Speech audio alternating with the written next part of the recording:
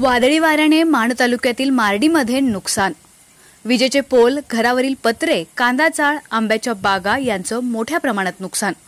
पाहुयात सविस्तर बातमी।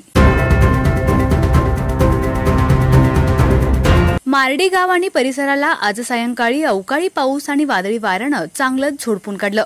पाऊस तर नावालाच होता, परंतु सोसाट्याच्या वाऱ्यानं घरावरील पत्रे उडाले, तसेच डाळिंब बागेवर झाकलेले कागद उडून गेले। ठिकठिकाणी विजेचे खांब मोडून पडले आहेत, तर मोठमोठे वृक्षही उन्मळून पडले आहेत। अगोदरच दुष्काळाने होरपळत असलेल्या शेतकऱ्यांनी टँकरद्वारे पाणी घालून जगवलेल्या डाळिंब बागांचं नुकसान झालंय। आज दुपारी मार्डीमधील भवानी डोंगर परिसरात घरावरील पत्रे उडून गेल्यानं संसार उघड्यावर आले आहेत।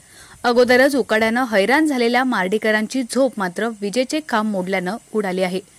डाळिंब बाग, आनंदा पोळ, सयाजी पोळ, विठ्ठल पोळ, घराचे पत्रे, राकेश सुतार, किसन घाडगे, पोल्ट्री पत्रा शेड, तुकाराम जाधव, आंबाबाग, शिवाजी पोळ शासनाने नुकसानीचे पंचनामे करून नुकसान भरपाई द्यावी अशी मागणी नुकसानग्रस्त करत आहेत।